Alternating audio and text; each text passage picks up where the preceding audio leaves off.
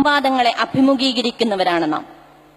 അവളുടെ വിദ്യാഭ്യാസത്തിനെ കുറിച്ച്, അവളുടെ വിവാഹത്തെക്കുറിച്ച്, അവളുടെ ശബ്ദത്തെക്കുറിച്ച്, അവളുടെ വസ്ത്രധാരണത്തെക്കുറിച്ച്, പർദ്ദയെക്കുറിച്ച്, ശിരോവസ്ത്രത്തെക്കുറിച്ച്, ത്വലാഖിനെ കുറിച്ച്, അങ്ങനെ വ്യത്യസ്തമായ സംഭാഷണങ്ങൾ ധാരാളമായി കേട്ടുകൊണ്ടിരിക്കുന്നവരാണ് നമ്മൾ. പക്ഷെ അവരൊക്കെയും പറയുന്നു, നിങ്ങൾ ഇസ്ലാമിനെ എന്തിനാണ് ഇങ്ങനെ നെഞ്ചേറ്റി പിടിക്കുന്നത്? നിങ്ങൾ എന്തിനാണ് ഇത്രമാത്രം ചൂടുകൂടിയിട്ടും ഈ ശിരോവസ്ത്രം ധരിക്കുന്നത്? ക്യാമ്പസുകളിലെ പെൺകുട്ടികളോട് അവർ നിരന്തരം ചോദിച്ചുകൊണ്ടേയിരിക്കുന്നു, നിങ്ങൾ എന്തിനാണ് ശിരോവസ്ത്രം ധരിക്കുന്നത്? പഴഞ്ചനെന്ന് മുദ്ര കുത്തിയ, പരമ്പരാഗതമെന്ന് മുദ്ര കുത്തിയ അറേബ്യൻ വസ്ത്രധാരണ രീതി നിങ്ങൾ എന്തിനാണ് കേരളത്തിലേക്ക് കൊണ്ടുവരുന്നത് എന്ന് ദിനേന എന്നോണം ചോദിച്ചുകൊണ്ടിരിക്കുന്ന ഒരു കാലഘട്ടത്തിലാണ് നമ്മൾ ഇവിടെ ജീവിച്ചു കൊണ്ടിരിക്കുന്നത്. അവർ പറയുന്നുണ്ട്, എന്ത്? പെണ്ണിന് സ്വർഗത്തിലും ഇടമില്ല. കാരണം അവിടെ ഊറുൽ ഐൻ എന്ന് പറയുന്നത് ആർക്ക് വേണ്ടിയുള്ളതാണ്? പുരുഷന്മാർക്ക് വേണ്ടിയുള്ളതാണ്. കണ്ടില്ലേ നിങ്ങൾ? സ്വർഗത്തിൽ പോലും പെണ്ണിന് ഇടം നൽകാത്ത ഒരു ഇസ്ലാമിനെ കുറിച്ച് നിങ്ങൾ എന്തിനാണ് ഇങ്ങനെ അഹങ്കരിക്കുന്നത്, അഭിമാനിക്കുന്നത്?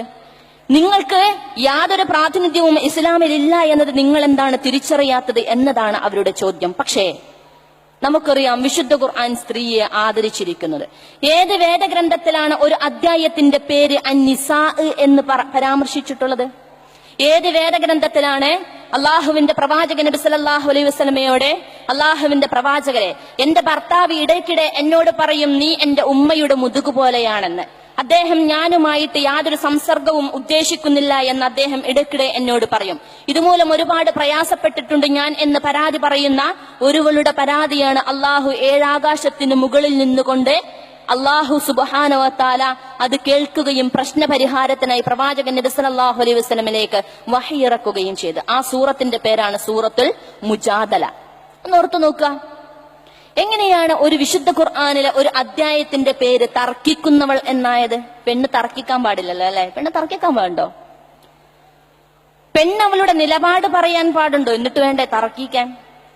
ഖദ് സമിഅ അല്ലാഹു ഖൗലല്ലതി തുജാദിലുക ഫീ സൗജിഹാ വതഷ്തകി ഇലല്ലാഹ് എന്നത് സൂറത്തുൽ മുജാദലയിലെ 1-ാമത്തെ വാക്യമാണ്. പ്രവാചകരെ, ഞാൻ കേട്ടിരിക്കുന്നു, നിന്നോട് വന്ന് സംവദിക്കുകയും തർക്കത്തിൽ ഏർപ്പെടുകയും ചെയ്ത ഒരു സ്ത്രീയുടെ, ഖൗല ബിൻത് സഅലബ് എന്ന് പറയുന്ന സഹാബി വനിതയുടെ ശബ്ദം ഞാൻ കേട്ടിരിക്കുന്നു. വതഷ്തകി ഇലല്ലാഹ്, അള്ളാഹുവിന്റെ അടുക്കൽ അവൾ അവളുടെ ആവലാതി ബോധിപ്പിക്കുകയാണ് ചെയ്തത്.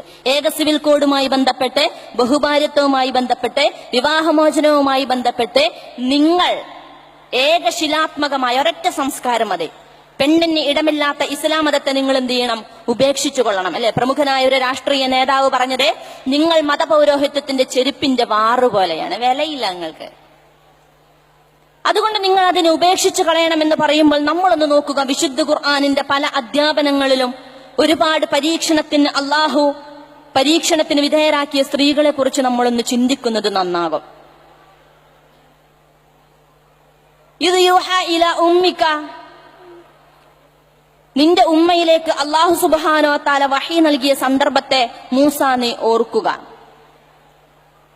മാ യൂഹ അനിഖ്ദിഫീഹി ഫി താബൂതി വഖ്ദിഫീഹി ഫിൽ യം.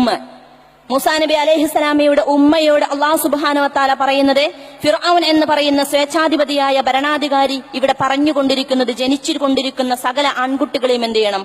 കൊന്നുകളയണമെന്നാണ്. പക്ഷെ മൂസയുടെ മാതാവേ, ഒരു ലോകത്തിന്റെ ചരിത്രത്തിൽ കുറിക്കപ്പെടുന്ന ഒരു കർമ്മത്തിന് നീ സാക്ഷിയാവണം. അതിന് നീ എന്ത് ചെയ്യണം? നിന്റെ പൊന്നോമനെ ഒരു പെട്ടിയിൽ അടച്ചുകൊണ്ട് നീ പുഴയിൽ ഒഴുക്കണം.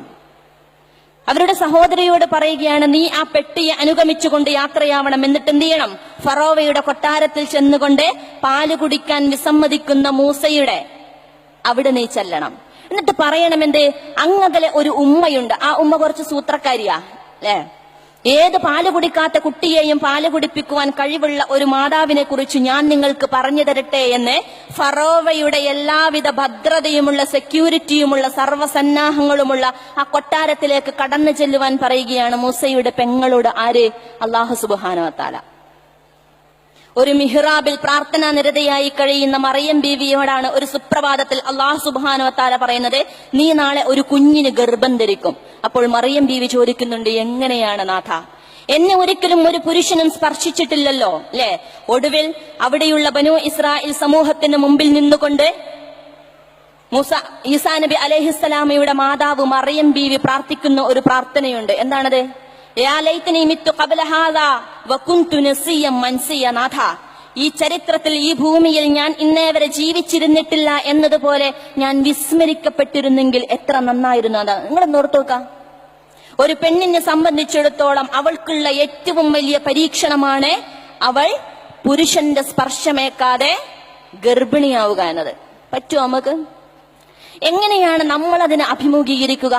വിശുദ്ധ ഖുർആൻ ഈസ ബിനു മറിയം എന്ന പ്രത്യേക പദവി കൊണ്ട് ആദരിച്ചിരിക്കുന്നു മറിയം ബീവിയെ. എങ്കിൽ മറിയം ബീവി അള്ളാഹുവിന്റെ ആ പരീക്ഷണത്തിന് മുമ്പിൽ വിജയിച്ചത് കൊണ്ടാണെന്ന് നമ്മൾ മനസ്സിലാക്കേണ്ടതുണ്ട്. തീർച്ചയായും മറിയം ബീവി ആ പരീക്ഷണത്തിന് മുമ്പിൽ വിജയിച്ചത് കൊണ്ടാണെന്ന് നമ്മൾ മനസ്സിലാക്കേണ്ടതുണ്ട്.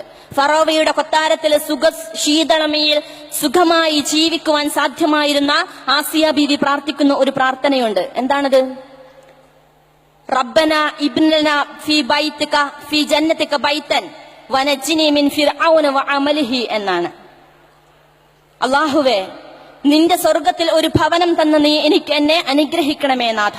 നമ്മൾക്കൊക്കെയും സുഖമാണല്ലോ, പ്രാർത്ഥിക്കാം. അല്ലാഹുവേ, എനിക്ക് ഈ സുഖവും സൗകര്യവും ആവശ്യമില്ല നാഥ, പക്ഷെ നിന്റെ ആ സ്വർഗത്തിൽ ഒരു ഭവനം തന്നു, ഒരു കുഞ്ഞു കുടില് തന്ന നീ എന്നെ അനുഗ്രഹിക്കണമേ നാഥ എന്ന് പ്രാർത്ഥിച്ച ആസിയ ബീവിയാണ് നമുക്ക് മാതൃക. പക്ഷെ അതിനുശേഷം അവർ പറയുന്ന ഒരു തലം കൂടി നമ്മൾ ശ്രദ്ധിക്കേണ്ടതുണ്ട്. അവിടെയുള്ള ക്രൂരനായ സ്വേച്ഛാധിപതിയായ ഭരണാധികാരിയുടെ തന്റെ ഭർത്താവിന്റെ ക്രൂരതയിൽ നിന്നും എന്നെ നീ രക്ഷിക്കണമേ എന്ന ഒരു രാഷ്ട്രീയ നിലപാട് കൂടി നമ്മൾ മനസ്സിലാക്കേണ്ടതുണ്ട്. എന്താണോ ഞാൻ ജീവിച്ചുകൊണ്ടിരിക്കുന്ന നാട്ടിലെ ഭരണാധികാരി അള്ളാഹുവിന് എതിരായി ഭരണ നിലപാട് സ്വീകരിക്കുന്ന സമയത്ത് ഇദ്ദേഹത്തിൽ നിന്നും നീ എന്നെ രക്ഷപ്പെടുത്തണമേ എന്ന ഒരു രാഷ്ട്രീയ പ്രാർത്ഥന കൂടി, ഒരു പൊളിറ്റിക്സ് കൂടി ആസിയ ബീവി ഉയർത്തുന്നുണ്ട് എന്ന് പഠിക്കേണ്ടിയിരിക്കുന്നു നമ്മൾ. നമുക്കറിയാം അല്ലെ, ഈയടുത്ത് ഒരു പ്രധാനമായ കോഴിക്കോട് കടപ്പുറത്ത് വെച്ച് ഒരു വലിയൊരു സാംസ്കാരിക സമ്മേളനം നടക്കുകയാണ്, സംവാദങ്ങൾ നടക്കുകയാണ്. അതിൽ പ്രമുഖനായ ഒരു സിനിമാ സംവിധായകൻ അദ്ദേഹം വളരെ ബേജാറോടുകൂടി, വളരെ വിഷമത്തോടുകൂടി പറയുകയാണ്, എന്ത്, മുസ്ലിം സ്ത്രീകൾ എന്ന് പറയുന്നത് ഇന്ന് അറേബ്യൻ വസ്ത്രധാരണ രീതി ധാരാളമായി സ്വീകരിക്കുന്നുണ്ട്. അവരെന്തിനാണ് അറേബ്യൻ സംസ്കാരം ഇങ്ങോട്ട് കൊണ്ടുവരുന്നത്? അല്ലെ, ഗൾഫ് പ്രവാസം എന്നത് പർദ്ദയെ മാർക്കറ്റിംഗ് ചെയ്യുന്ന കേരളത്തിന്റെ സാമൂഹിക മണ്ഡലത്തിലേക്ക് അവരെന്തിനാണ് ഒരു അറേബ്യൻ കൾച്ചർ കൊണ്ടുവരുന്നത്? വളരെ നിഷ്കളങ്കമായി അദ്ദേഹം ചോദിച്ച ചോദ്യമാണ്. നിങ്ങളിൽ അധികം ആളുകളും ചിലപ്പോൾ അഭിമുഖീകരിച്ചേക്കാവുന്ന ഒരു ചോദ്യം, ഞങ്ങൾ അധികവും അഭിമുഖീകരിക്കുന്ന ഒരു ചോദ്യം. പക്ഷേ അതേ നിഷ്കളങ്കതയോടുകൂടി നമുക്ക് അങ്ങോട്ടൊന്ന് ചോദിക്കുവാനുണ്ടല്ലോ അല്ലെ. എങ്കിൽ എവിടെയാണ് നിങ്ങളിപ്പോൾ മേൽമുണ്ടും ധാവണിയും കാണുന്നത്? ആരാണത് കൊണ്ടുപോയത്? എവിടെയാണ് നിങ്ങൾ മേൽമുണ്ടും ധാവണിയും കൊണ്ടുപോകുന്നത്? എവിടെയാണ് ചട്ടയും മുണ്ടുമുള്ളത്? എവിടെയാണ് ലുങ്കിയുടുത്ത, മേൽമുണ്ട് ധരിച്ച, കുപ്പായം മറക്കാതെ മേൽമുണ്ടും ധരിച്ച കേരളത്തിന്റെ സംസ്കാരം എവിടെയാണ് പോയത്? ഞങ്ങൾ മാത്രം പർദ്ദയിടുകയും ബാക്കിയുള്ളവരൊക്കെയും ചട്ടയും മുണ്ടും ധരിച്ചിരിക്കുന്ന കേരളീയ സംസ്കാരത്തെ ഞങ്ങൾക്ക് കാണുവാൻ സാധിക്കുന്നില്ല. ഞാൻ അദ്ദേഹത്തെ ഒന്ന് നോക്കി അല്ലെ, നല്ല ജീൻസിന്റെ പാന്റും ഒരു കുർത്തയുമാണ് അദ്ദേഹത്തിന്റെ വേഷം. ഇതെവിടുന്ന് കിട്ടി?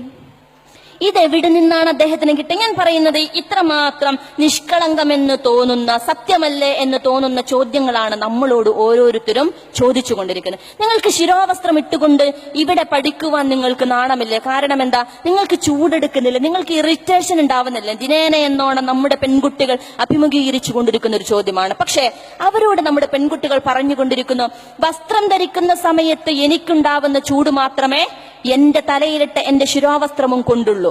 എനിക്ക് വസ്ത്രം ധരിക്കണമെന്നത് ഞാൻ ആഗ്രഹിക്കുന്നുവെങ്കിൽ, നാണം മറക്കണമെന്ന് ഞാൻ ആഗ്രഹിക്കുന്നുവെങ്കിൽ, ഞാൻ വിശ്വസിക്കുന്ന ആദർശനത്തിനനുസരിച്ച് എന്റെ തല മറക്കണമെന്നും ശിരോവസ്ത്രം ധരിക്കണമെന്നും ഞാൻ ആഗ്രഹിക്കുന്നു എന്ന് പറയുവാൻ ആർജവുമുള്ള പെൺകുട്ടികൾ ഇന്ന് മുസ്ലിം പെൺകുട്ടികളിൽ ഉണ്ട് എന്നത് അൽഹംദുലില്ലാ നമുക്ക് അഭിമാനിക്കാവുന്നതാണ്. തീർച്ചയായും നമ്മൾ ചോദ്യങ്ങൾ പൊതുസമൂഹത്തോട് ചോദിച്ചുകൊണ്ടേയിരിക്കണം. തീർച്ചയായും